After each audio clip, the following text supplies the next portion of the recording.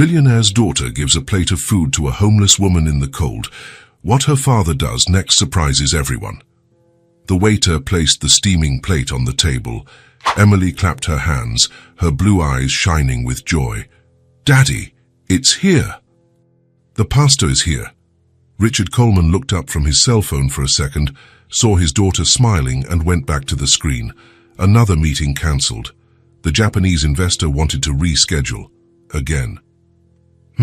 That's nice, sweetie," he murmured, typing a quick reply. Emily picked up the small fork and twirled the strands of pasta. The Bella Vista restaurant was crowded on that Friday night. Conversations mingled with the clinking of glasses and silverware. Golden lights made everything cozy, and the smell of Italian food hung in the air. She took her first bite. It was delicious. Melted cheese, creamy sauce, exactly how she liked it. But something caught her attention. Outside, beyond the large glass window, a young woman was standing on the sidewalk. Long blonde hair swayed in the night wind, her light-colored eyes fixed on the restaurant tables. She was shivering. Emily stopped eating and watched with curiosity. The woman wasn't just casually looking. She was watching the plates, the food, the people eating, and she seemed sad. Very sad. "Daddy," Emily called. Richard kept typing, frowning at the screen. "Daddy," she repeated, louder. "1 minute, Emily. Daddy is handling something important for work." The little girl sighed and looked back out the window. The woman was still there, hugging herself to keep warm. Her clothes looked worn by time. She wasn't wearing a coat, despite the cold October night. Richard's phone rang. "Hello, yes, Johnson, I'm here." "What do you mean they want to change Clause 15 now?" Emily rolled her eyes. When Daddy answered the phone during dinner, it took forever. She continued to watch the people around her, but her eyes always returned to the woman outside. Why was that lady there? Why didn't she come into the restaurant to warm up? She seemed to be watching every plate that passed by the tables. Emily took a few more bites, but she couldn't stop looking. The woman moved a little, trying to shield herself from the wind that blew her blonde hair, but she remained glued to the glass. Her blue eyes seemed mesmerized by the movement inside the restaurant. Suddenly, Emily understood everything. The woman was hungry, really hungry, and cold. And she probably had no money to buy food. That's why she stood outside, just watching, wishing she could come in. The little girl's heart ached. She looked at her plate, still quite full, then at the thin woman outside, then at her father, who hadn't even noticed the situation. "Don't, Johnson, that will delay everything." "I can't accept these changes," Richard said, irritated. Emily made a decision. Carefully, she held the plate with her 2 small hands. It was heavy and hot. Steam rose from the creamy sauce. She almost spilled it when she got up from her chair, but she managed to keep her balance.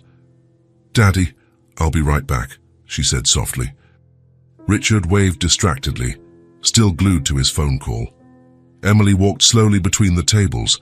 The plate was heavy for her 5-year-old hands, but she focused on each step. Some adults looked curiously at the little girl carrying food by herself. A couple at the next table smiled, finding the scene cute. The restaurant manager noticed her as she approached the door. "Is everything all right, dear? Do you need some help?" "No, thank you. I'm just going outside for a second." "But it's cold out there, little one. Are you sure?" "Yes, I'm sure." The manager hesitated, but he saw Richard still on the phone and decided to let the girl go. Emily pushed the glass door with her shoulder. The cold night wind hit her face as soon as she stepped onto the sidewalk. It was much colder than she had imagined. The blonde woman turned, surprised to see a child coming out of the restaurant alone, carrying a steaming plate. "Here, eat this. It's warm," Emily said, smiling and holding out the plate. The woman looked at the little girl, then at the plate of pasta, then back at Emily. Her light-colored eyes widened in surprise. What are you doing, sweetie?" "I saw you looking at the food from inside. You're hungry, right?" The woman swallowed hard. Tears began to form in her blue eyes. I can't accept this. Yes, you can. Emily held out the plate again. I've already eaten a lot, and it's really yummy. But it's your food, and I want to share it with you. What's your name? Martha, the woman replied, her voice choked with emotion. Hi, Martha, I'm Emily. Take the plate. Go on. Your hands are shaking. Martha hesitated for a few seconds. Looking around, her hands were trembling visibly, whether from cold or emotion, she didn't know. Finally, she reached out and took the warm plate. Thank you so much, she said, tears streaming down her face. Thank you so much, little angel. You're welcome. Emily clapped her hands, happy. Eat it quickly before it gets cold. Inside, Richard finally hung up the phone and looked up. Emily's chair was empty. He looked around the dining room, searching for his daughter. Emily, he called, loud enough for a few people to look over. No sign of her. Richard's heart began to race. Where on earth had she gone? He stood up quickly, nearly knocking over his wine glass. Emily, he shouted louder. Now several customers were staring at him. Richard began to walk hastily through the restaurant, checking the restroom, the hallways. Excuse me, he said to the manager. Have you seen a little blonde girl about 5 years old? Yes, I did, sir. She went out the front door a few minutes ago carrying a plate. She went out? Richard's blood ran cold. By herself? Richard ran towards the door, his heart pounding erratically. He pushed the glass door open forcefully and stepped out onto the cold sidewalk. The scene he found left him speechless. Emily was talking to a young woman who was holding her plate of pasta. The woman was crying but smiling at the same time, bringing small forkfuls to her mouth. Thank you, little angel, Martha was saying, her voice thick with emotion. You have a beautiful heart. Richard stood still for a few seconds, processing the scene. His little daughter had given her own food to a stranger who clearly needed the meal much more. Emily, he finally said, approaching them. You had me worried. What are you doing out here? Daddy! Emily turned to him, beaming. This is Martha. She was hungry, so I brought her my pasta. Martha immediately tried to give the plate back. I'm sorry, sir, I didn't ask her for anything. She came up to me. No, Martha. Emily held the woman's arm. Ja, the food is yours now, Richard observed Martha. She looked to be in her early 30s, blonde hair that must have once been well cared for, kind but tired blue eyes. Her clothes were clean, but worn from use, and she was shivering from the cold. Something stirred in Richard's chest. You're not giving the plate back, he said, surprising himself. But how about eating somewhere warmer? It's very cold out here. Martha hesitated. I don't have any money to pay. Nobody is asking for money, Emily said. Come eat with us, Martha. Richard felt something move inside his chest. His daughter's simplicity, the gratitude in Martha's eyes. Emily is right, he said. Please, join us. They went back inside the restaurant. The manager quickly arranged for an extra chair. Martha sat down slowly, still holding the plate as if it might disappear. I'm Richard Coleman. This is my daughter, Emily. Martha Stevens, it's a pleasure to meet you and thank you so much. Do you like pasta, Martha? Emily asked. I love it. Martha tried another forkful and closed her eyes.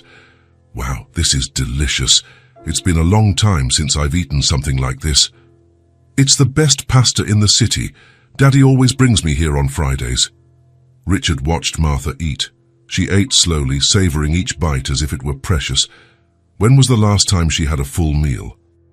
Are you from around here? He asked. Born here, yes, I lived here my whole life. Lived?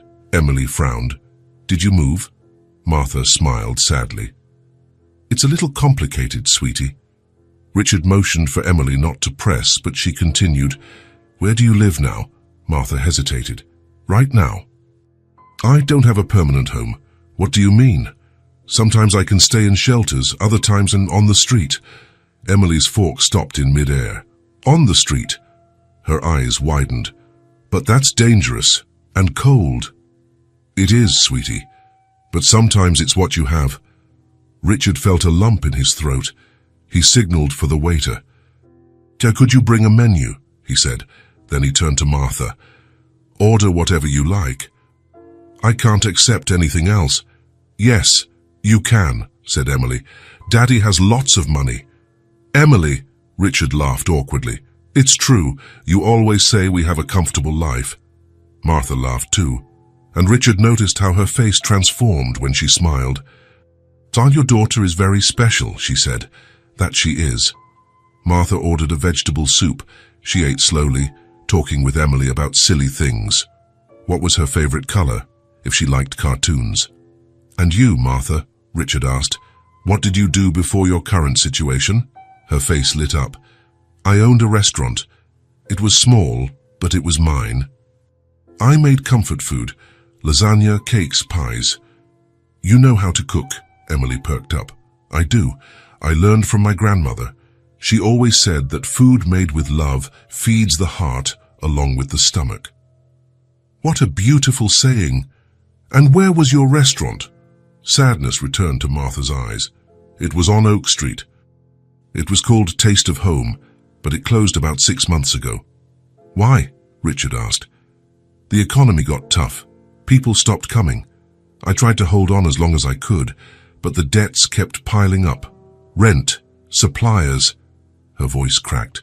I lost everything, literally everything. Emily held Martha's hand. That's so sad. You must have been very upset. I still am. That restaurant was my dream, you know. I worked for years to open it, and in a few months, poof, it was all gone. Do you have any family who can help? Richard asked. I don't have anyone. My parents died when I was a teenager. I was raised by my grandmother, but she passed away 3 years ago. So I'm all alone. All alone? Emily looked shocked. But that's so sad. It is sad, sweetie. But today, Martha smiled at both of them. Today, I found 2 guardian angels. They finished eating. Richard insisted that Martha order dessert, which she eventually accepted. A piece of chocolate pie that she ate with her eyes closed. They left the restaurant together. At the door, Martha thanked them with tears in her eyes. Thank you so much for everything. You saved my day. Actually, you saved my whole week. It was a pleasure meeting you, Richard said. Martha bent down and kissed Emily's forehead. Thank you for everything, little angel. You reminded me that there are still good people in this world. Emily hugged her tightly. Martha waved and started walking down the sidewalk, disappearing into the darkness of the street. In the car, Emily was quiet for several minutes, looking out the window. Richard turned on the heater. It was cold out there, wasn't it? It was? She turned to him. Daddy, Martha is a very nice person. She seems to be, and she was very hungry. She was. Emily grew thoughtful. Daddy? Yes? You have a generous heart, she said, smiling. Richard was surprised. Me? Why? Because you let Martha eat with us, and you paid for her food, and you were kind. You're the one with the generous heart, Emily. You're the one who gave her your pasta. Emily shook her head. We have generous hearts together, like a real family. Richard's heart warmed. Sometimes Emily said things that surprised him. You're right, sweetie. They were silent for a few minutes, each lost in thought. Then Emily spoke again. Daddy? Yes, sweetie.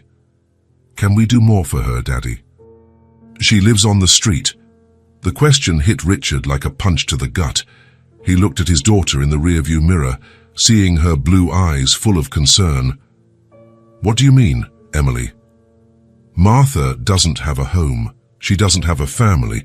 She doesn't have food every day. Emily's eyes filled with tears. And we have our big house and food all the time, and we're warm.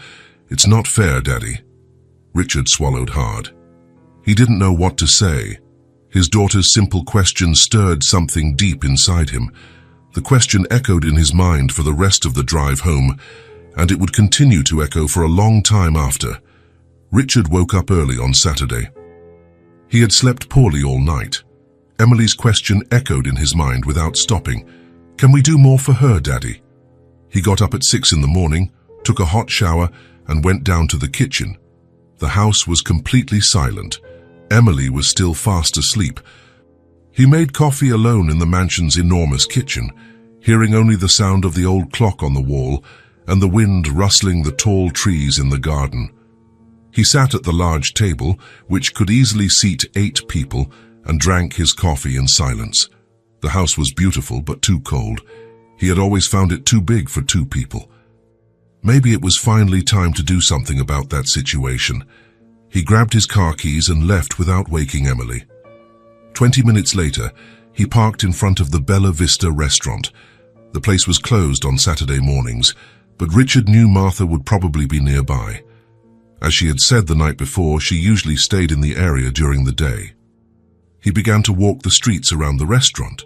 He checked the nearest park, then the side streets, the public benches. Nothing. He was starting to think he wouldn't find her when he decided to go to Oak Street, where her old restaurant used to be. That's exactly where he found her. Martha was sitting on a bench on the sidewalk, a few blocks from where Taste of Home used to be. She was reading an old book with pages yellowed by time, her blonde hair shining in the soft morning sun. She was wearing the same clothes as the night before, but they were clean and tidy. Richard approached slowly, not wanting to startle her. "Martha," she looked up from her book, completely surprised. "Richard, how did you find me here?" "You said yesterday that you stay in the area during the day. I decided to come look for you." Martha closed the book carefully and stood up, clearly nervous about his presence. "Did something serious happen? Is Emily okay?" "Emily is fine. In fact, it's because of her that I came to find you." "Because of her?" Richard pointed to the empty bench. "May I sit for a minute?" Martha hesitated for a moment, then nodded. They sat down with a respectful space between them. Yesterday on the way home, Emily asked a question that I couldn't get out of my head all night." Martha waited in silence, holding the book tightly in her lap. "She asked if we could do more for you. She said it wasn't fair that you don't have a home, family, or food every day, while we have all of that to spare at home." "Children say things like that," Martha said with a sad smile. "They don't understand how the world really works yet." "Maybe they don't.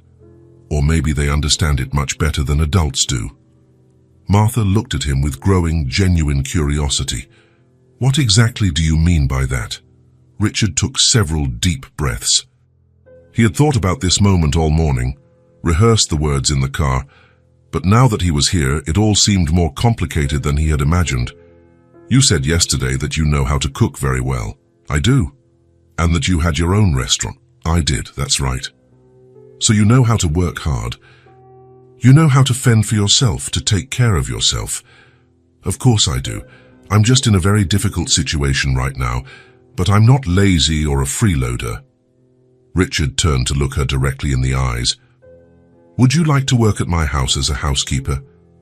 "With room and board included and a fair salary." Martha blinked several times in a row, as if she hadn't quite understood the words. "I'm sorry. What?" "I have a very large house. Too large for just 2 people, actually. It has several empty bedrooms, a huge kitchen we barely use, rooms that stay closed most of the time, and I work too much. I don't have time to take care of the house as I should." Martha continued to look at him without saying anything, the book clutched to her chest. "You would have your own large bedroom with a private bathroom, all meals included, a fixed salary every month. And Emily would love to have you around. She hasn't stopped talking about you since last night." Are you being completely serious right now?" "Completely serious." Martha ran a hand through her blonde hair, clearly trying to process the completely unexpected offer. "But Richard, you barely know me. You barely know who I really am." "I know enough to make this decision. I saw how you treated Emily yesterday. I saw the genuine gratitude in your eyes. I saw that you ate slowly, savoring each bite as if it were precious. And Emily has an incredible instinct for recognizing truly good people." "Richard, I really don't know what to say right now." "Then just say yes." Martha laughed softly, but tears were forming in her light blue eyes. "Are you absolutely sure about all this? You won't regret it later. I'm completely sure." Martha was silent for a long moment, looking at the book in her hands, then at the street where her old restaurant was, then back at Richard. "Okay," she said, her voice choked with emotion. "I accept your offer." Richard smiled for the first time since he had woken up that morning. "Perfect. Shall we go get your things then?" Martha laughed again, but this time with much less sadness. "I don't have any things to get. Everything I own in the entire world is in this bag right here next to me." She pointed to a small, old canvas bag resting on the bench. "Then let's go straight home." The Coleman mansion was in the most affluent and expensive neighborhood in the city, an imposing two-story house with extensive, well-manicured gardens, a 4-car garage, a large pool in the back, and a complete outdoor kitchen area. Martha looked out the car window the entire way, impressed by the size and elegance of the houses. "Oh, my goodness, Richard, your house really is huge. It's too big, I've always thought so. My wife wanted a house like this when we bought it, so we bought it. After she passed away, I never seriously thought about moving." "Was Emily born in this house?" "She was, but she and I basically just live on the ground floor. The upstairs bedrooms are hardly ever used for anything." They entered through the imposing and elegant front door. The entrance hall had a very high ceiling, a polished white marble staircase, and expensive paintings on the walls. All very beautiful and extremely elegant, but as cold as a museum. "Emily!" Richard called out. "Come downstairs. I have a special surprise for you." They heard footsteps running upstairs, then down the marble staircase. "Daddy, you left so early. I didn't see when you—" "Martha!" Emily appeared in the hall, still in her pink pajamas, her blonde hair a complete mess from sleep. When she saw Martha standing there, her blue eyes widened with pure joy. "Martha! What are you doing at our house?" "Your father offered me a job here," Martha said, opening her arms to welcome the little girl. "A job, here at our house, for real."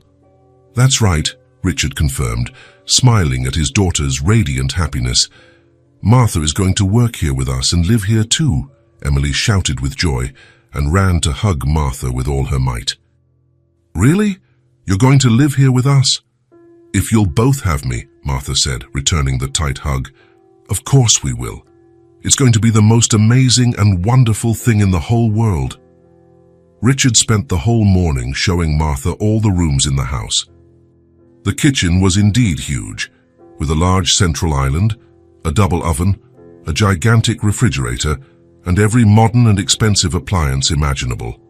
The living room had expensive leather sofas and an ornate marble fireplace. The dining room could easily seat 12 people. "We usually order takeout or heat up frozen things from the supermarket," Richard explained, a little embarrassed by the situation. "I don't have time to cook, and Emily will eat anything I put in front of her." "I can cook real meals for you too, if you'd like," Martha offered enthusiastically. "I don't just have to clean and tidy the house. That would be absolutely fantastic. Emily would love real homemade food every day." They went up to the second floor of the mansion. Richard showed her 3 huge guest bedrooms, all with private bathrooms and beautiful, expensive furniture that looked like it had never been used. "Choose whichever one you prefer. They are all completely available." Martha chose the middle room, which had a very large window with a beautiful view of the well-kept backyard garden. The room was significantly larger than the entire apartment where she had lived before losing her restaurant. "It's absolutely perfect," she said, placing her small bag on the king-size bed. "Good, tomorrow we'll go out to buy clothes and everything else you need," Richard said. "You don't have to bother." "Yes, I do. It's part of our agreement." Emily spent the rest of the morning completely attached to Martha. She showed her all her favorite corners of the house, her toys scattered around her room, her large collection of books, her drawings carefully stored in a special folder. Martha listened to everything with genuine interest, asking curious questions and laughing at the girls' animated stories. At lunchtime, Martha insisted on cooking something special. "Let me see what you have in that big fridge of yours." She found fresh eggs, cheese, ham, ripe tomatoes, and a few other vegetables. In just half an hour, she prepared perfect omelettes, golden and creamy, served with a fresh, colorful salad. "Wow, Martha," said Richard, taking a careful first bite. "This is absolutely delicious. It's 1,000 times better than those tasteless frozen things we always eat," Emily declared enthusiastically. "I promise to cook real homemade meals for you every day," Martha said, smiling. In the afternoon, Emily ran to get her entire collection of colored pencils and a stack of white paper. "I'm going to make a very special drawing for you, Martha." They sat together at the large living room table. Emily put her all into the drawing, a large house with 3 smiling people in front, a tall man with dark hair, a blonde woman in a blue dress, and a little girl right in the middle of them. Below she wrote in still crooked but very careful letters, "My new happy family." Martha held the drawing with the utmost care. "It's beautiful, Emily. It's the most beautiful drawing I've ever seen in my whole life. I'll keep it forever." Really and truly, I'm going to put it on my bedroom wall today." Emily clapped her hands, completely radiant with happiness. At night, Martha completely outdid herself for dinner. She prepared roast chicken seasoned with fresh herbs, golden roasted potatoes, steamed colorful vegetables, and a simple homemade chocolate cake for dessert. The dining room table, which was rarely used, was set with a beautiful tablecloth, porcelain plates, and even lit candles.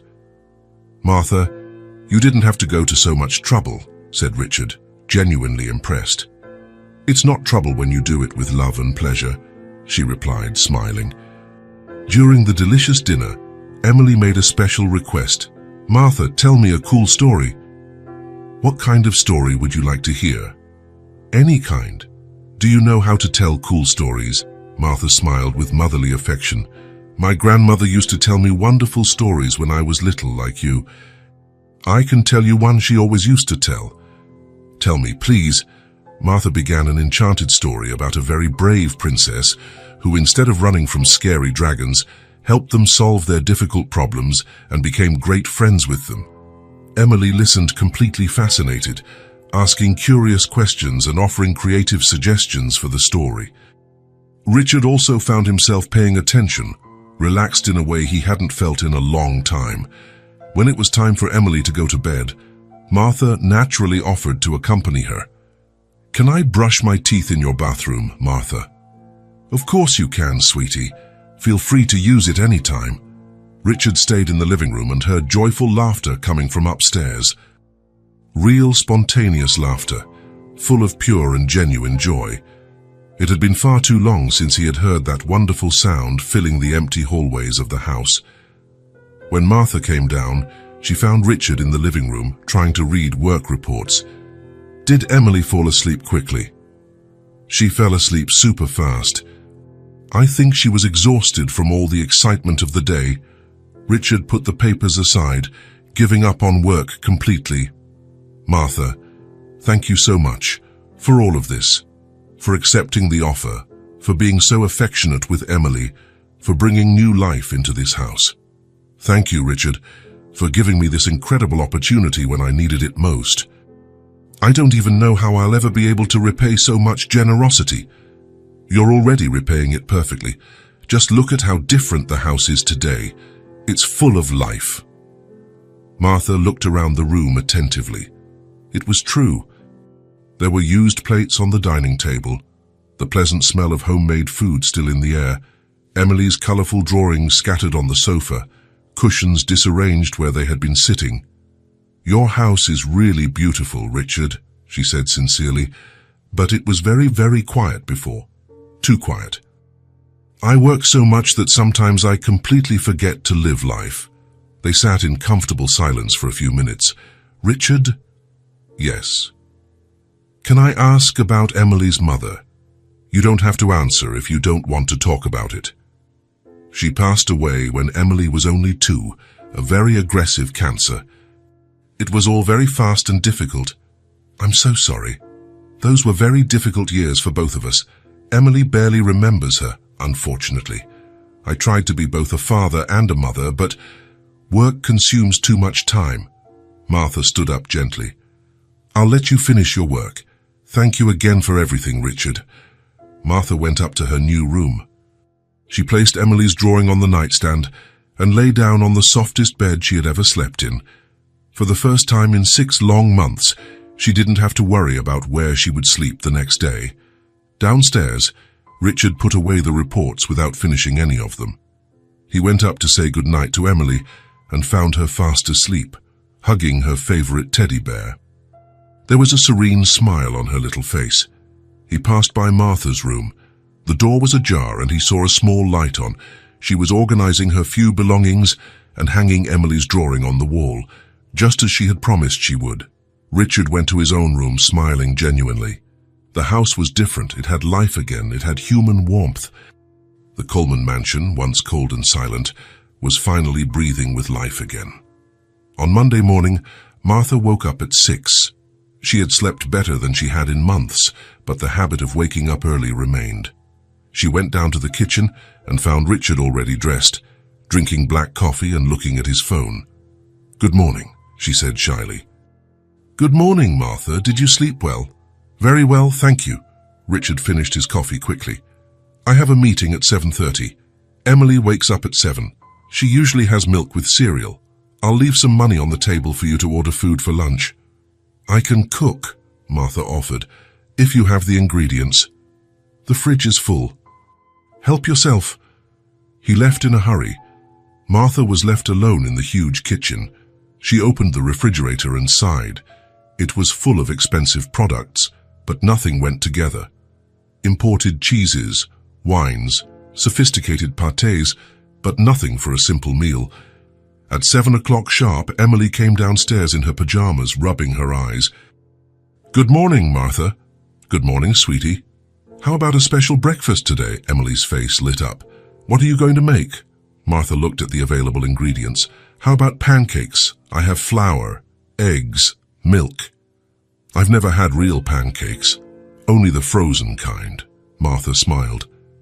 "Then today will be your first time." She mixed the batter while Emily watched, fascinated. The sweet smell of the first pancake on the griddle filled the kitchen. "Wow, that smells so good," Emily said, bouncing in her chair. Martha served 3 golden pancakes with honey. "All done?" Emily took the first bite and her eyes lit up. "Martha, this is so yummy." It tastes like happy food." "Happy food?" "Yes, it makes you happy on the inside when you eat it," Martha laughed. "Happy food. I like that name." For lunch, Martha prepared a simple grilled cheese sandwich with tomato soup. Emily ate everything, once again declaring it was happy food.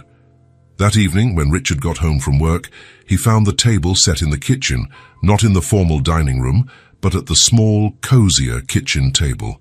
"What's this?" he asked, surprised by the smell.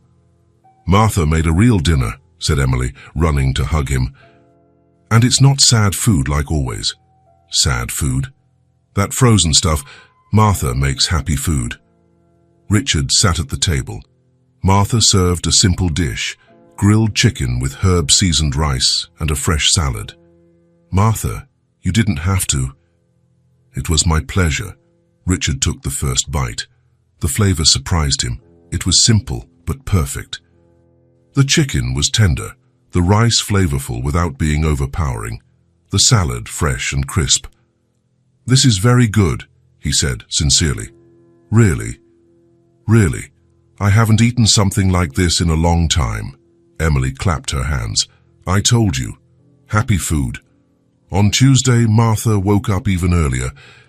She went to the market with the list Richard had left, but she bought different ingredients. Instead of gourmet products, she bought simple things: ripe tomatoes, onions, garlic, fresh herbs. She made a full breakfast, creamy scrambled eggs, golden toast, and cut fruit. Emily ate everything, talking about the drawings she would make for Martha during the day.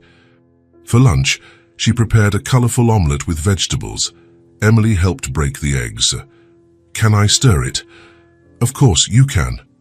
Emily stirred the batter with excessive care, her tongue sticking out in concentration. "I'm making happy food too." "Yes, you are, sweetie." In the evening, Martha went the extra mile. She made a simple beef stew with potatoes and carrots. The smell filled the entire house. Richard arrived and stopped at the kitchen door. "What's that smell?" "Stew," said Martha, stirring the pot. "It smells like Grandma's house." Emily laughed.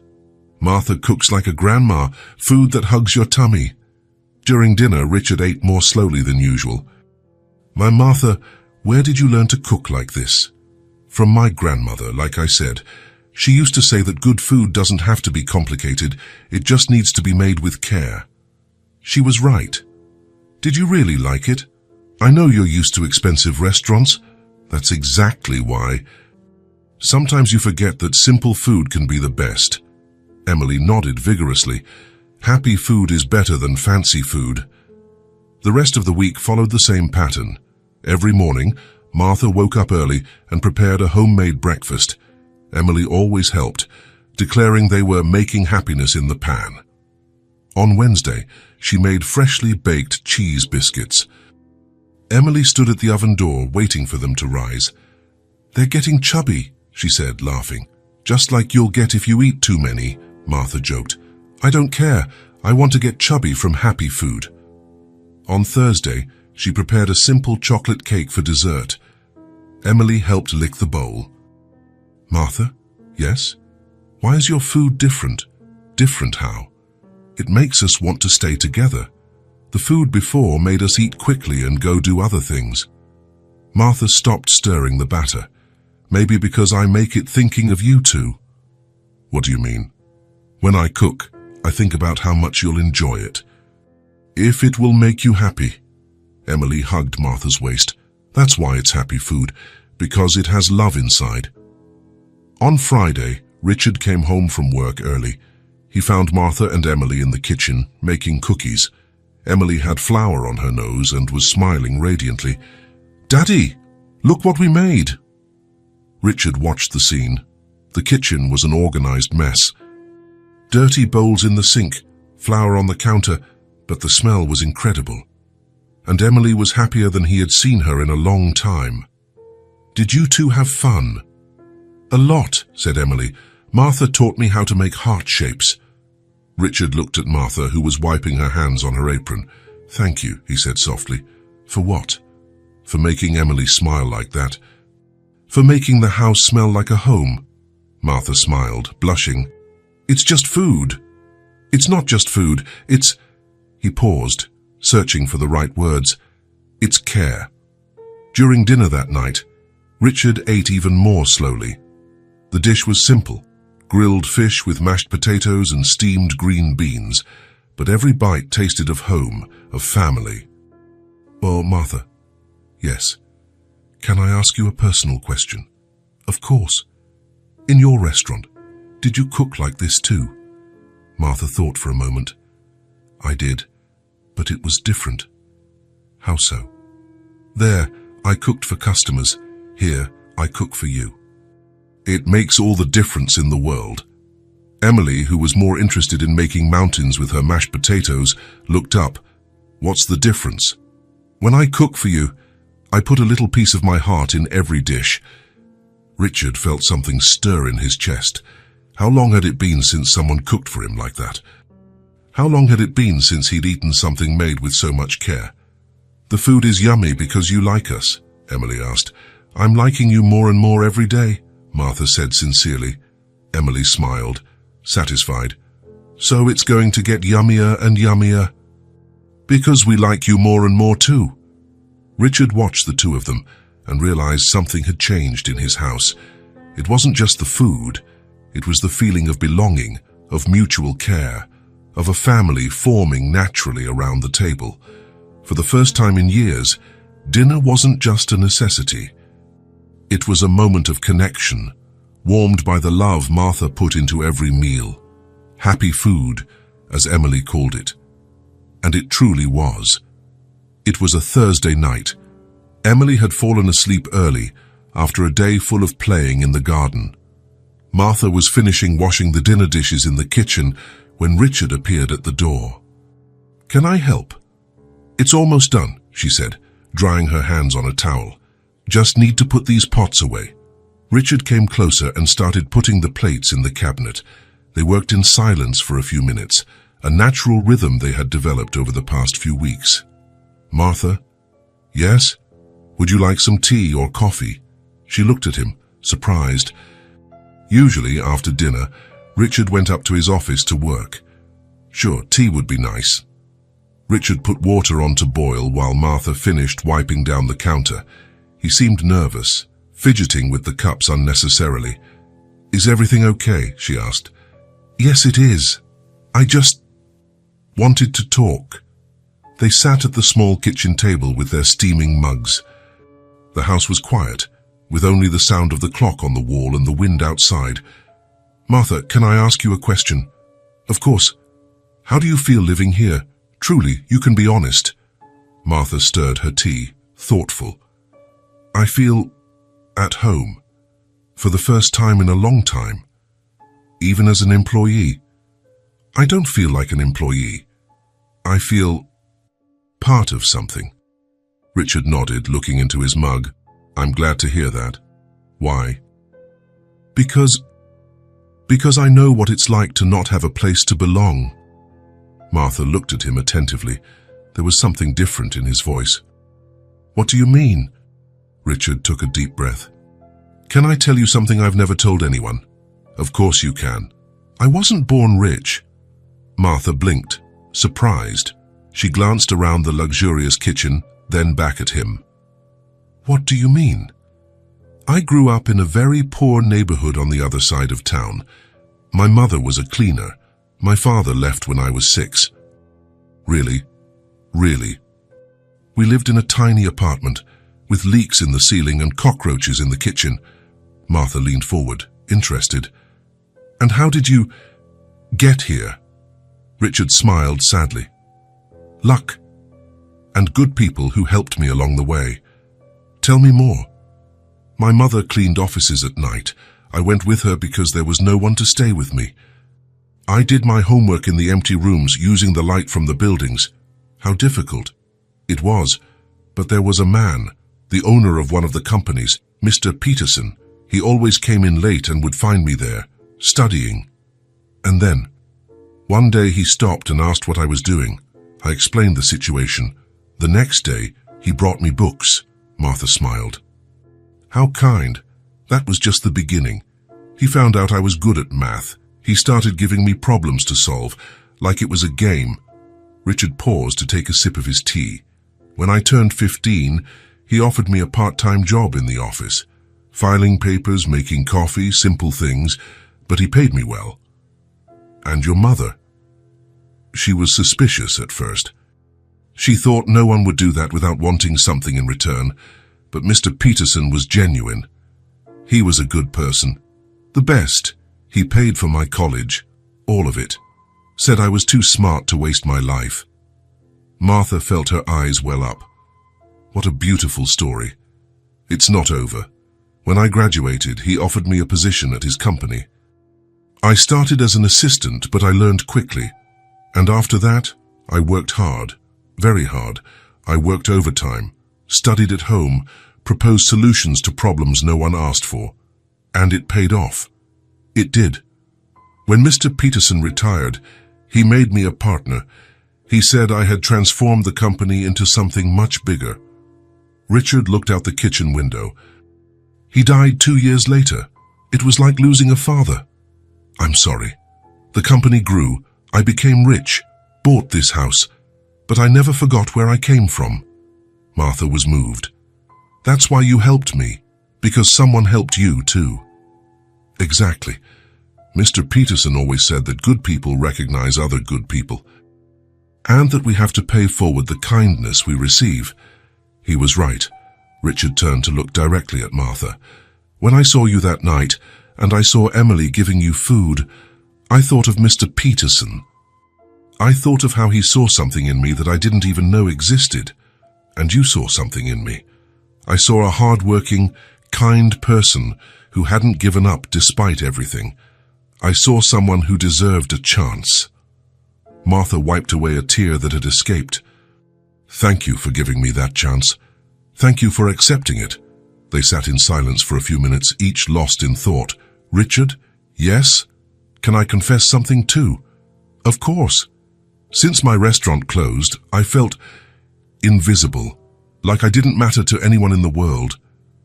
And now I feel seen, cared for.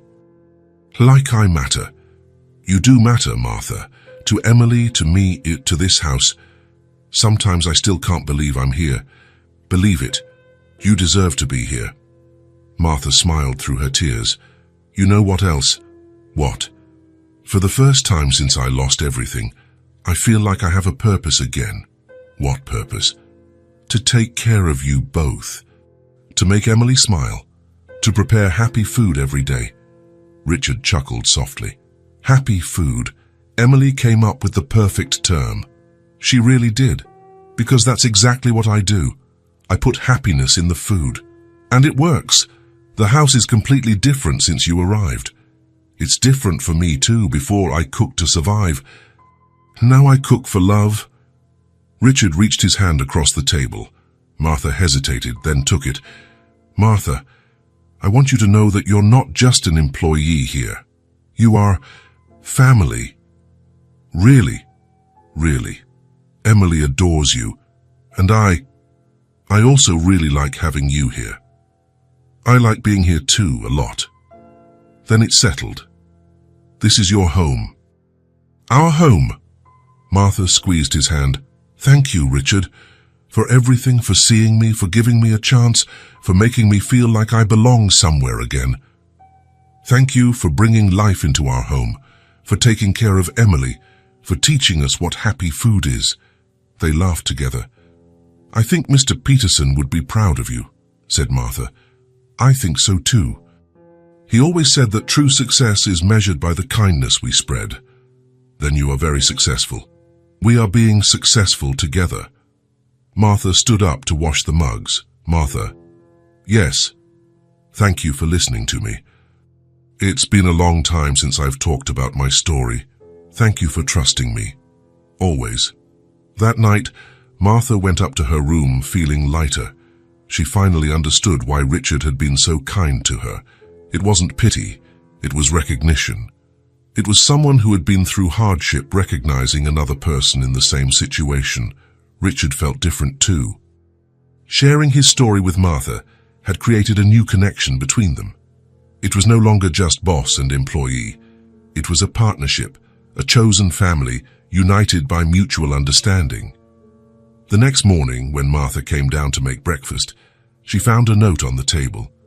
Martha, thank you for the conversation last night. Today I want you to choose what we have for dinner. Anything that makes you happy, R. She smiled, tucking the note into her pocket. She was going to prepare her grandmother's favorite dish. Happy food for a family that was learning to be happy together. Martha woke up on a Saturday morning with a different feeling in her chest. It had been 3 weeks since she had arrived at the Coleman's house, and for the first time in a long time, she woke up without the familiar tightness of anxiety in her stomach. She went down to the kitchen and found Emily already awake, sitting at the table with her colored pencils spread all over. Good morning, sweetie. You're up early today. Good morning, Martha. I'm drawing the breakfast you're going to make. Martha laughed, looking at the paper.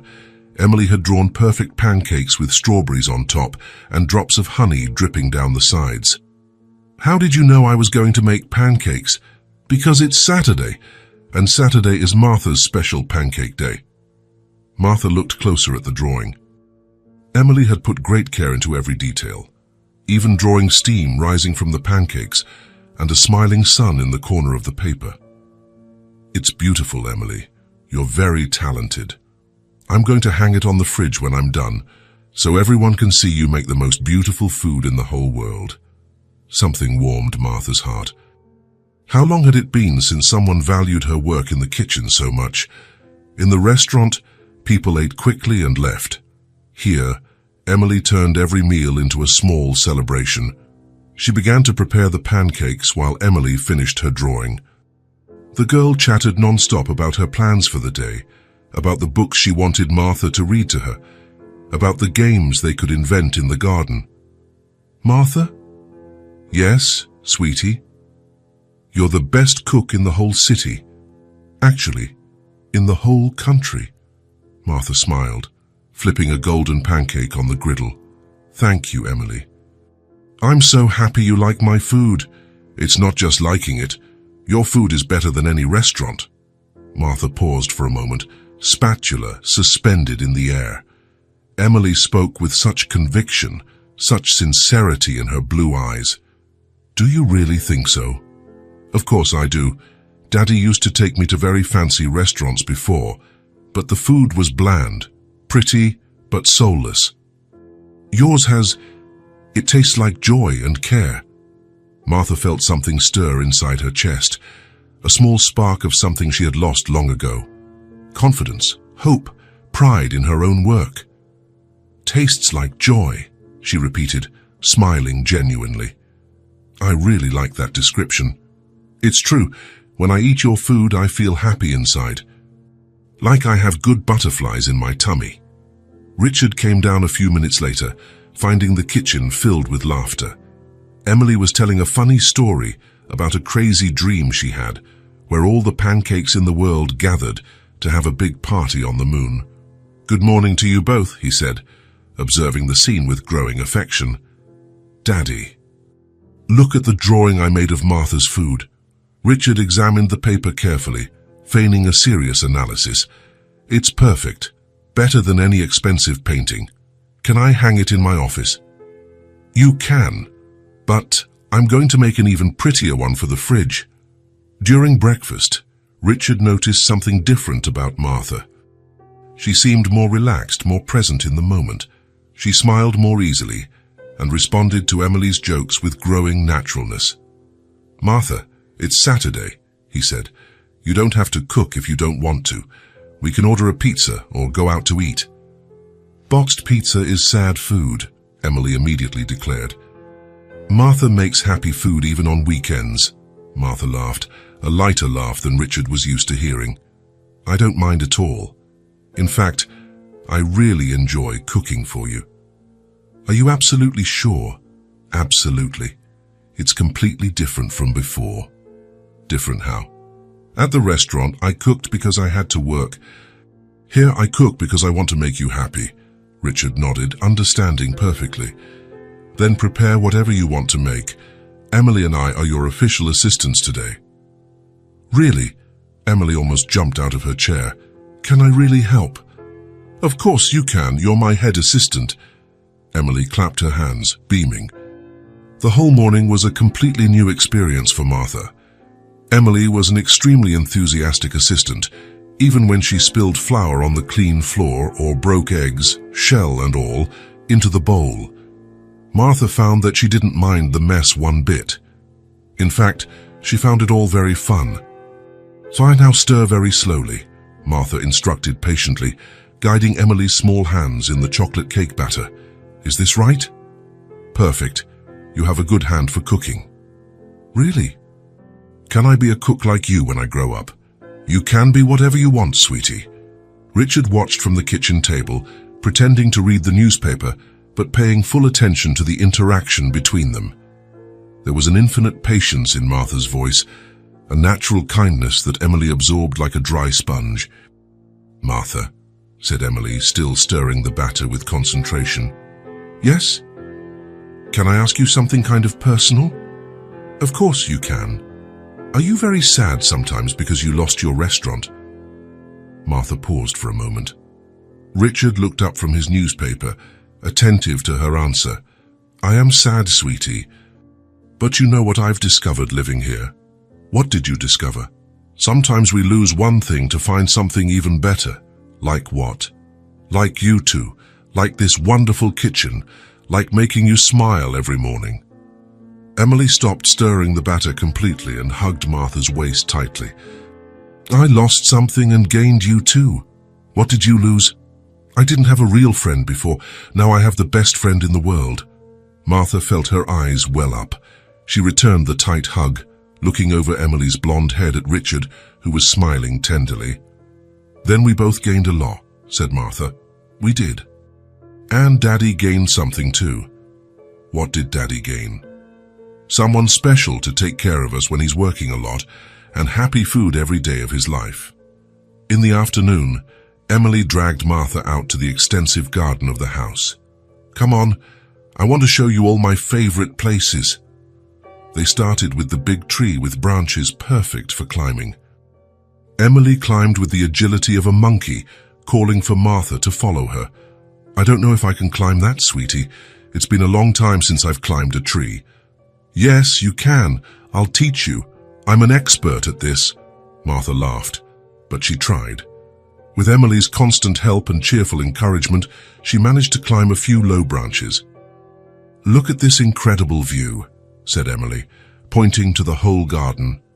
From the top of the tree, Martha could see the entire beautiful property, the well-kept garden, the blue pool, the imposing house, and she could also see Richard in his office window, watching them with a smile on his face. It really is beautiful, Martha agreed. Martha? Yes? Are you going to stay with us forever? The question hit Martha with a small jolt. She looked at Emily, seeing pure hope and a little bit of fear in her light blue eyes. I really hope so. Do you promise you'll try to stay? Martha hesitated for a few seconds. There was still a part of her that feared all of this was too temporary. That Richard would change his mind, that something would go very wrong. Emily, sometimes things change even when we don't want them to. But you want to stay, right? I really, really do. Then everything will be all right. My grandma always said that when you really want something good, the whole universe helps make it happen. Martha smiled, despite the anxiety she still held in her heart. Your grandma was a very wise woman. She was, and she would have liked you a lot. I'm sure of it. They climbed down the tree carefully and spent the rest of the afternoon playing in the garden. Emily taught Martha all the games she had invented, showed her every special corner of the garden, and told detailed stories about each flower and tree.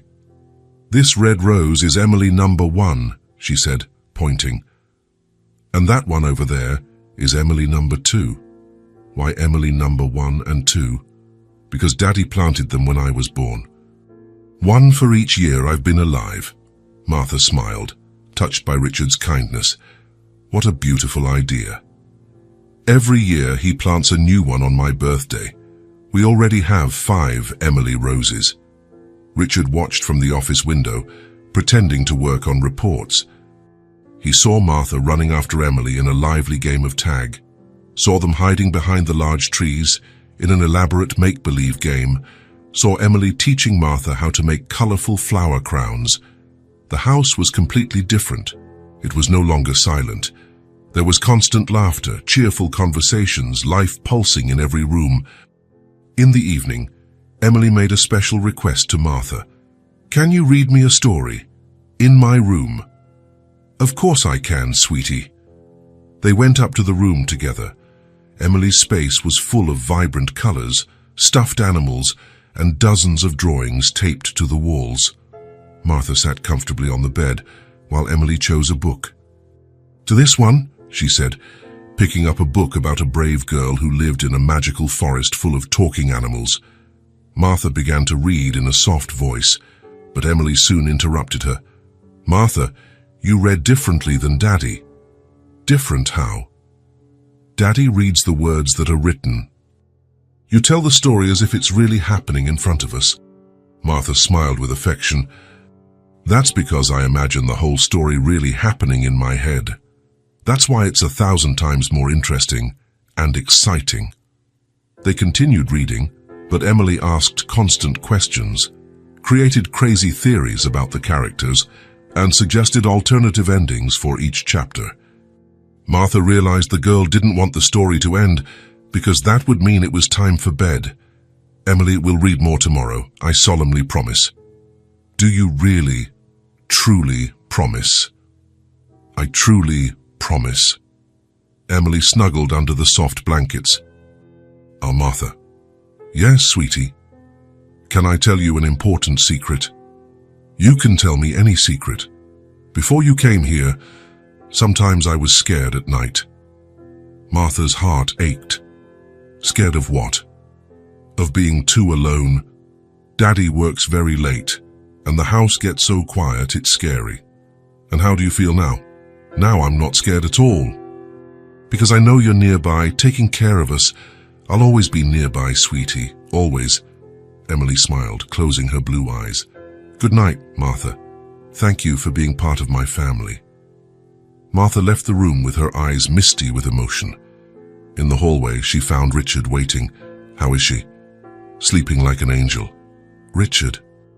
She called me family again, and that's exactly what you are to us. Sometimes I still can't completely believe I'm here. Richard walked her to the stairs. Martha, can I make an observation? Of course you can. You are completely different from the day you arrived. More alive. More present. What do you mean? When you got here, you were always tense, as if you were expecting something bad to happen at any moment. Now you laugh naturally, you play, you seem much more relaxed. Martha thought for a long moment. It's because for the first time in a long time I feel genuinely loved. You are very loved. By Emily, by me, by this whole house. Thank you for giving me this chance when I needed it most, Richard. Thank you for accepting our offer, for bringing so much joy into our lives. They went down to the living room together. Richard served warm tea for both of them. Martha, can I ask you something personal? Of course you can. What do you plan for the future? From now on?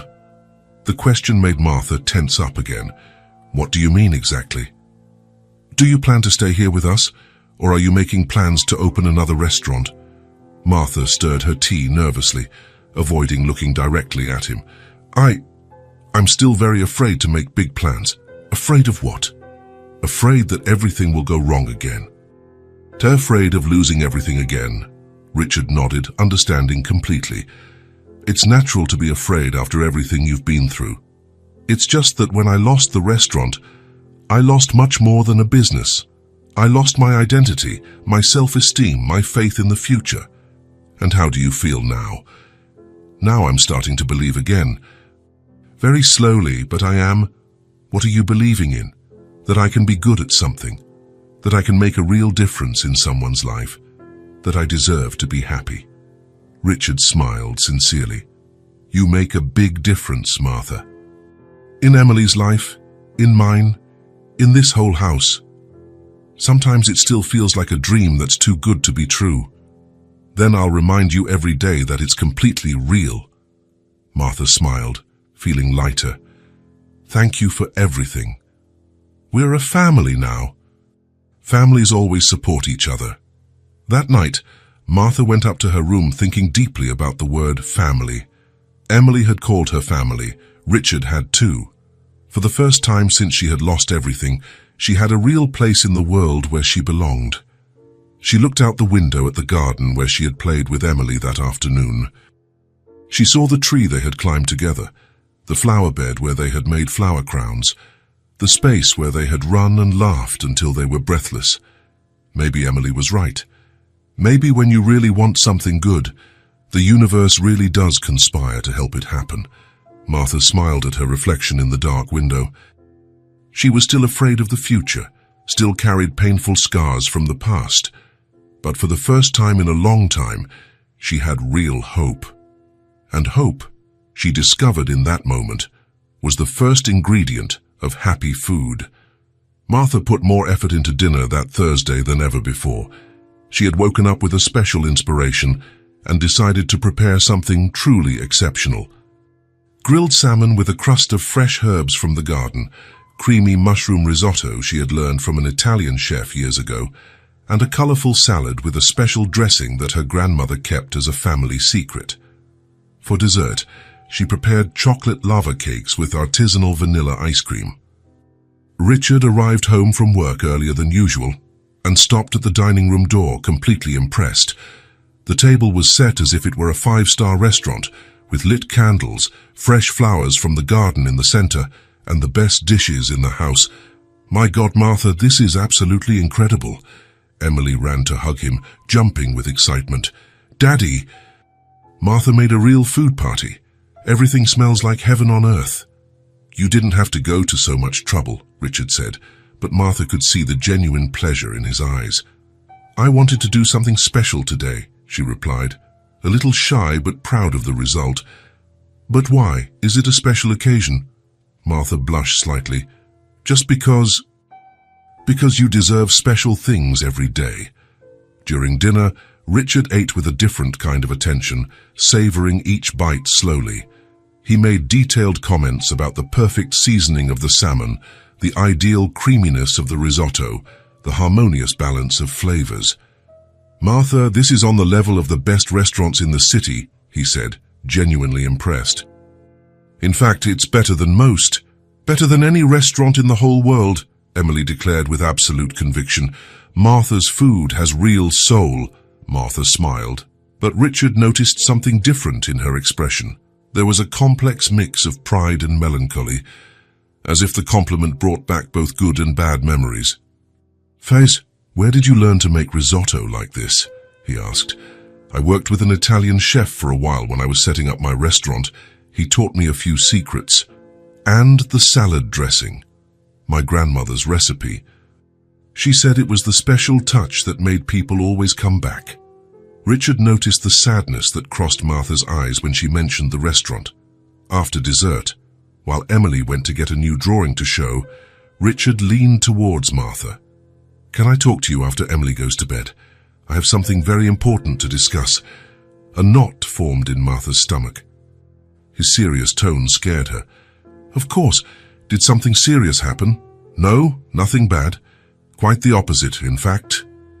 Emily went to bed earlier than usual, tired after a full day of playing in the garden.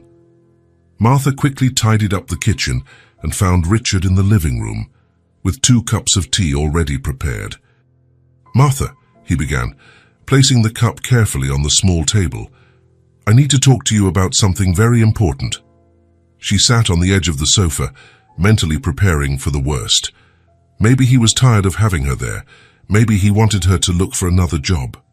Maybe Emily was becoming too dependent on her. "Your cooking is very good," he said, looking directly into her eyes. "In fact, it's absolutely exceptional." Martha blinked several times, surprised by the unexpected direction of the conversation. "Thank you. It's a waste for you to be here just as a housekeeper."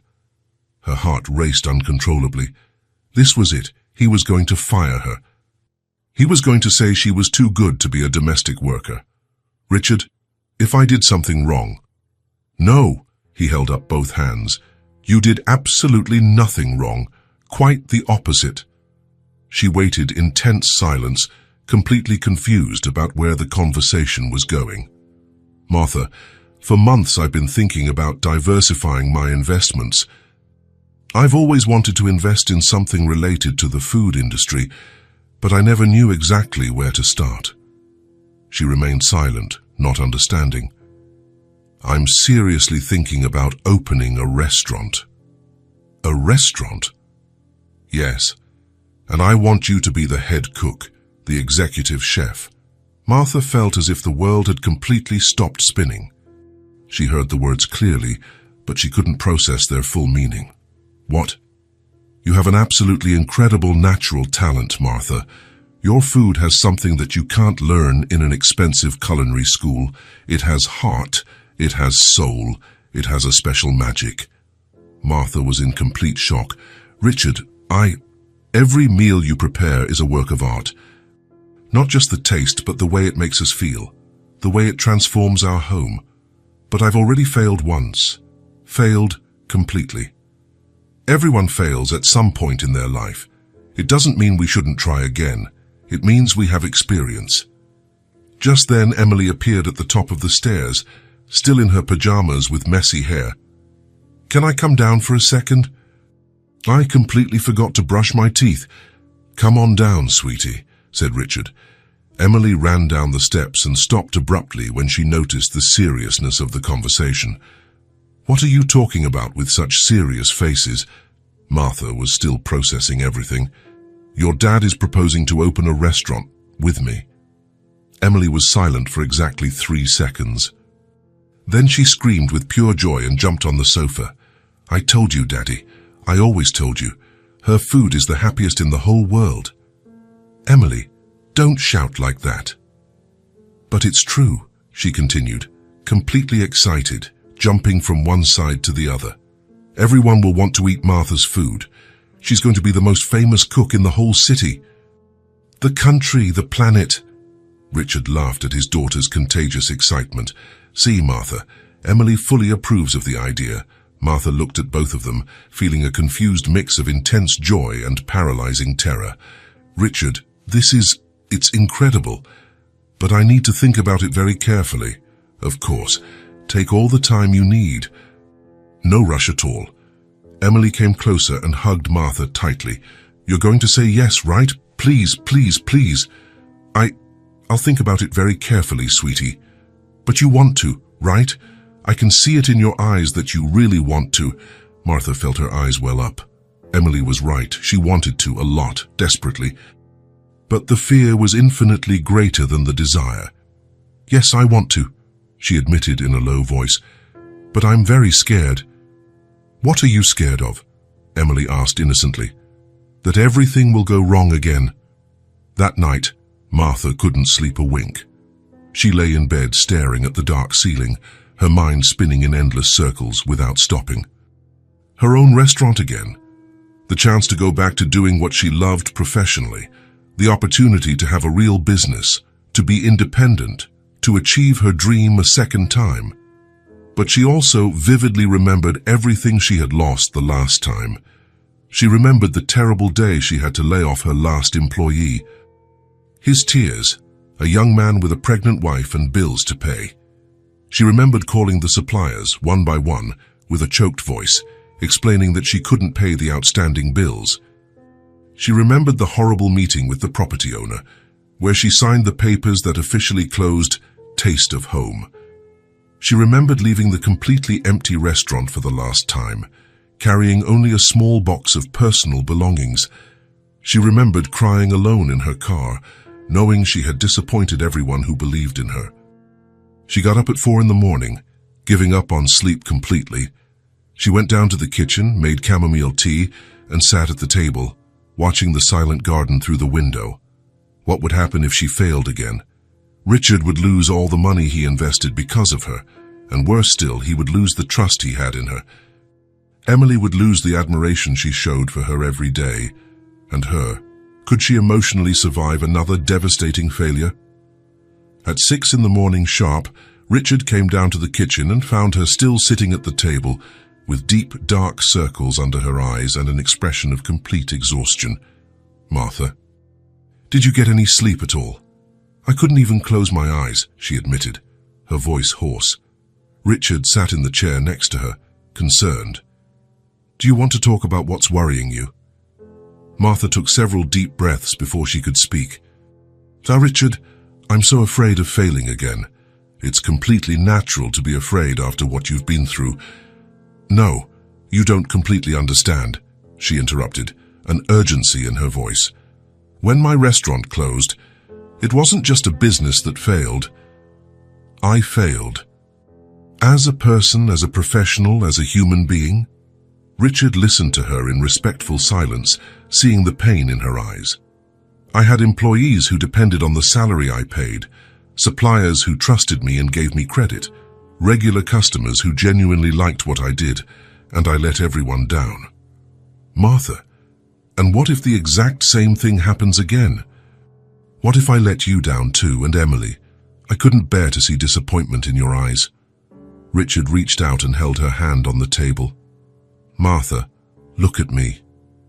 She raised her teary eyes, meeting his firm gaze.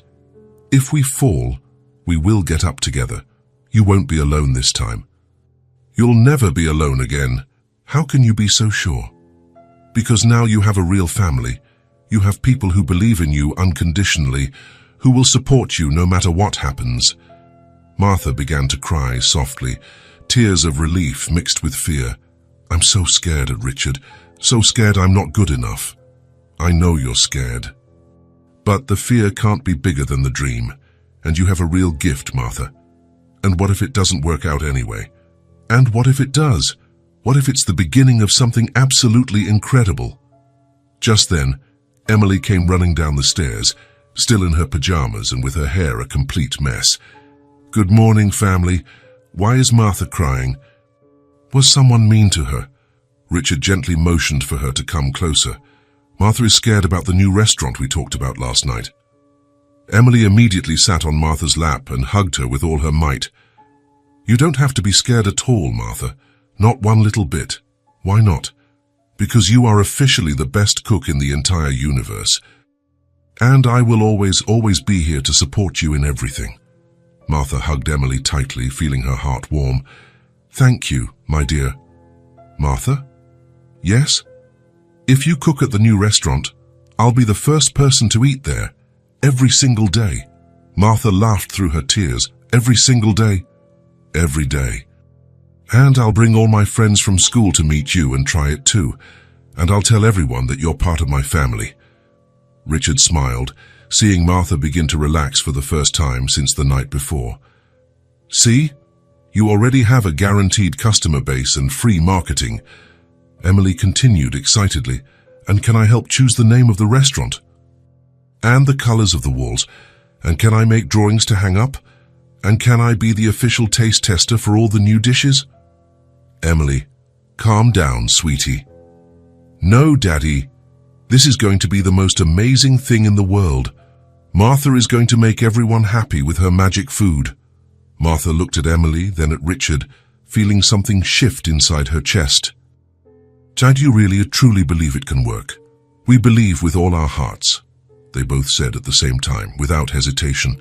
Martha was silent for a long moment. She could still feel the fear very present, but also a small spark of hope beginning to grow and shine.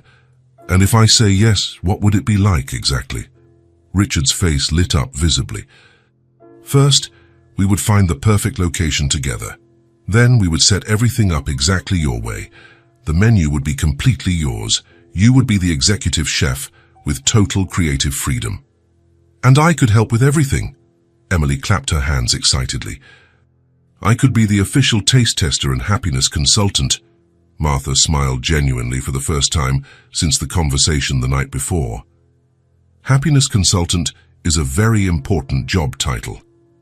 I take it super seriously. Emily made a serious, professional face. I will taste everything very carefully and give it a score from 0 to 10 for each dish. And what if some food gets a low score? Impossible.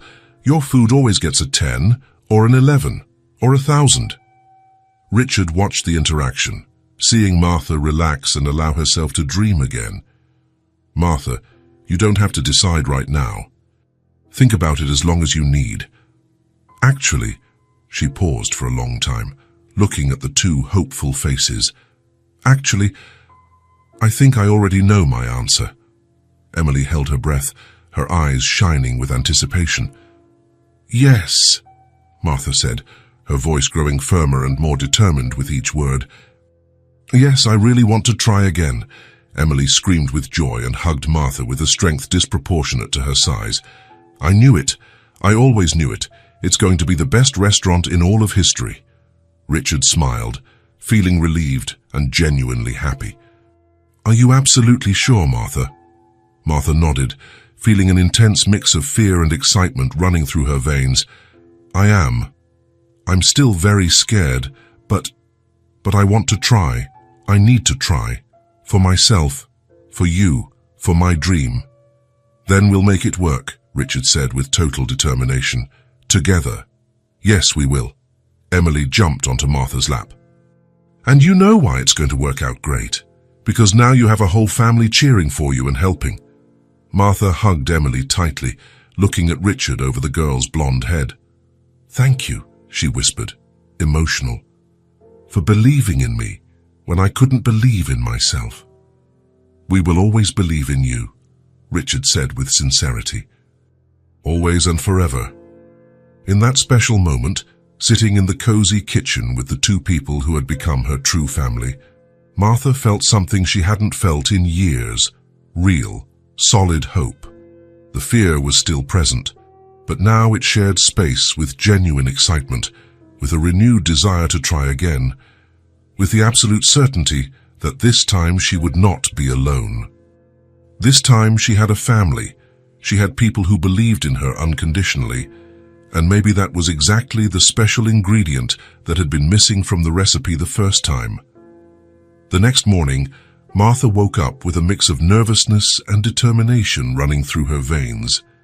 The conversation from the night before still echoed in her mind like a persistent echo. Richard had made the most incredible proposal of her life, and she was still processing every word.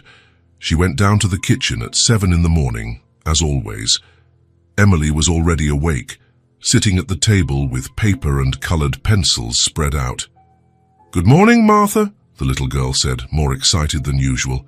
"Good morning, sweetie. What are you drawing today?" "It's a very special surprise." Emily covered the paper with her hands. "I can only show you after lunch." Martha smiled, but noticed that Emily was watching her more attentively than usual, as if she knew something important was happening. She began to prepare breakfast with slightly trembling hands. Richard's proposal had affected her more than she had imagined. As she cracked the eggs, her mind wouldn't stop thinking about the possibilities and risks. Richard came down a few minutes later, watching Martha attentively. "How are you feeling today?" "Nervous," she admitted without hesitation. "Very nervous, but determined too." "That's an excellent sign."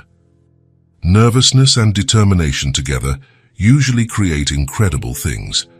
During breakfast, Emily chatted about her plans for the day, but Martha noticed that the girl continued to watch her with curious eyes.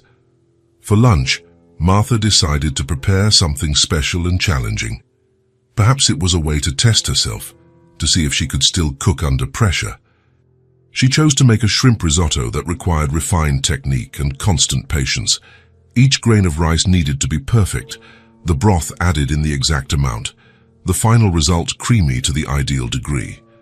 As she stirred the risotto constantly, she felt her hands sweating with nervousness. What if it didn't turn out well? What if she had lost her talent? What if the previous failure had affected her ability? "It smells really good," said Emily, appearing in the kitchen. "I hope it tastes as good as it smells." "It always turns out perfect. You don't know how to make bad food, Martha." Emily's simple confidence reassured her a little. Martha continued stirring the risotto, taking deep breaths to calm herself.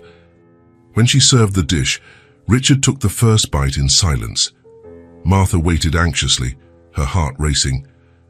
"Martha," he said finally, "this is absolutely perfect." She sighed with deep relief. "Really? Is it not bland? Is it cooked right?" "Better than any Italian restaurant in the city," Emily agreed vigorously, already on her second helping. Martha never disappoints, never. After lunch, Emily finally revealed her drawing. It was colorful and detailed, showing a small house with large windows and smiling people outside. Colorful flowers decorated the facade. At the top, in neat letters, it said, "Martha's Restaurant." "This is for you," said Emily, handing her the paper ceremoniously. "For when you open the new restaurant." Martha took the drawing carefully, feeling her eyes well up. "It's so beautiful, Emily. So beautiful. Do you really like it? I drew happy people because your food makes everyone happy." "I love it. I'll keep it forever." Emily smiled, satisfied. "You can hang it on the restaurant wall when it opens." Martha folded the drawing carefully and put it in her pocket. The day passed slowly. Martha cleaned the house with more attention than usual, trying to occupy her mind. But Richard's proposal never left her thoughts. In the afternoon, Emily helped her in the garden. While they were watering the plants, The girl asked an unexpected question. "Martha, are you going to accept Daddy's offer?" Martha stopped watering the flowers, surprised. "Why do you ask?" "Because you're different today, more thoughtful." "I am thinking a lot." "What are you thinking about?" Martha sat on the garden bench, pulling Emily onto her lap. "So I'm thinking if I'm brave enough to try again." "Of course you are. You're the bravest person I know." "Why do you think that?" "Because you already lost everything once, and you still make happy food every day. That's being very brave." Emily's simple words touched Martha's heart deeply. The girl was right. She had lost everything and continued to live, to cook, to try to be happy. "Thank you for saying that, sweetie." "It's true. And if you open the restaurant, I'll be your first official customer." Martha laughed. "Official? I'll make a membership card and everything."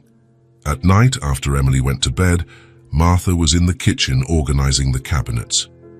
In truth, she was trying to build up the courage to talk to Richard. He appeared around 10 o'clock, looking for a glass of water. "Still awake?" "Yes." "Richard, can I talk to you?" "Of course. Shall we sit?" They sat at the kitchen table. Martha took several deep breaths before she could speak. "If you're still willing, I accept." "I want to try." Richard's face lit up. "Are you sure?" "I am. I'm still terrified, but I really want to try again." Richard stood up immediately. "Give me a minute." He left the kitchen and returned with a black folder. He placed it on the table and opened it, revealing dozens of organized papers. "What's this?" Martha asked. "Drafts. Blueprints, ideas, concepts for the restaurant." Martha looked at the papers with growing surprise. There were detailed drawings of a cozy restaurant with huge windows, wooden tables, an open integrated kitchen. "You've already thought of all this?" "I've been thinking about it for months. I was just waiting to find the right person." Martha examined each drawing carefully. The restaurant in the drafts was exactly as she had always dreamed. Small, intimate, familiar, welcoming. "It's perfect," she said, her voice choked with emotion. "I can change anything you want." "You don't need to change a thing. It's perfect just the way it is." Martha smiled through her tears, finally allowing herself to believe it was possible. "When can we start?" "Tomorrow, if you want." The following months passed in a whirlwind. Richard found the perfect location, a charming old house in the city center, with character and history.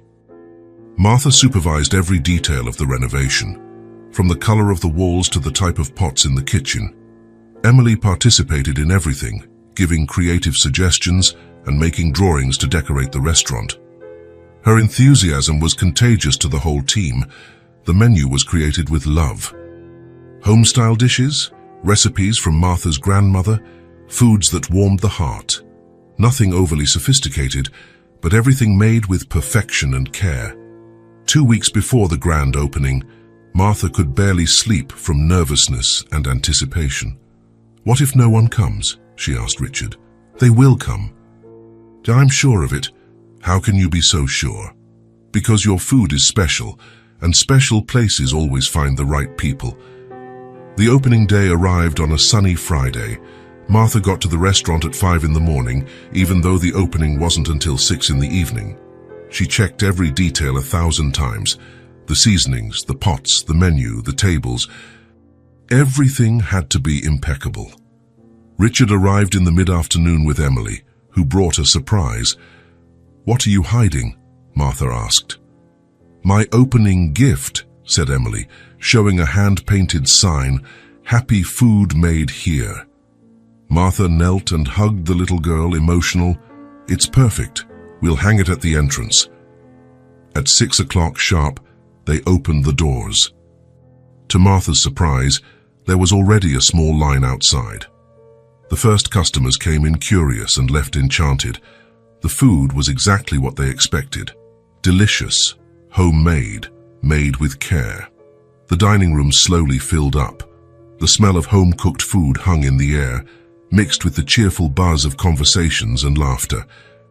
Emily ran between the tables with contagious joy, showing the menu to everyone and explaining that Martha was part of her family. "Try the risotto," she would say to the customers. "It's the best in the universe." The sincere compliments began to pour in. "This tastes like home," said an elderly lady, moved. "I haven't eaten anything this delicious in years," commented a young couple. "It's like my grandmother is cooking," whispered a woman, with tears in her eyes. Richard watched everything from a table in the corner, proud and happy. His gamble had paid off. Martha was truly special. Behind the counter, Martha heard every compliment with a racing heart. Tears of emotion threatened to fall, but she had to focus on the kitchen. Around 9 o'clock, when the rush slowed down, she was finally able to leave the kitchen and observe the dining room, still full of happy people. Richard approached with a huge smile. "How are you feeling?" "I can't believe we did it," she said, wiping away her tears. "You did it, Martha." Martha looked around, seeing Emily talking to customers, seeing people smiling as they ate. "If it weren't for you two, I would never be here," she said with gratitude. "Thank you for believing in me when I didn't believe in myself." Emily ran to them and hugged Martha tightly. "Now everyone has happy food," she shouted, radiant. Martha hugged the little girl, looking at Richard over her blonde head. "Thank you," she whispered once more. "Thank you," he replied, "for making our dreams come true." That special night, when they closed the restaurant, the three of them sat at an empty table. Emily had fallen asleep in a chair, exhausted from so much running and talking. "Martha," said Richard, watching his sleeping daughter, "do you remember the first night we met? Like it was yesterday. Emily gave you her plate of pasta on the cold street. And it changed my life forever. It changed ours too." Martha smiled, watching Emily sleep peacefully. Who would have thought that a simple plate of pasta could change 3 entire lives? "The best things always start simple," said Richard. Martha agreed, looking at the silent restaurant around them. It was quiet now, but it still held the echo of the night's laughter and conversations. She had lost everything once. She had been on the street, without hope, without a future. But a generous 5-year-old girl had seen beyond appearances. She had seen a person who deserved a chance, and that chance had turned into a real family, and the family had turned into a dream come true. Martha smiled deeply, finally at peace. Sometimes, the best things in life begin with the simplest gestures. Like sharing a plate of pasta with a stranger on a cold night, or like believing that everyone deserves a second chance to be happy. The story had ended where it began, with food made with love, with true affection, and with the certainty that small gestures of kindness can change the entire world forever. A plate of pasta, a generous little girl, a father who believed, a woman who started over, 4 lives transformed by the magic of happy food.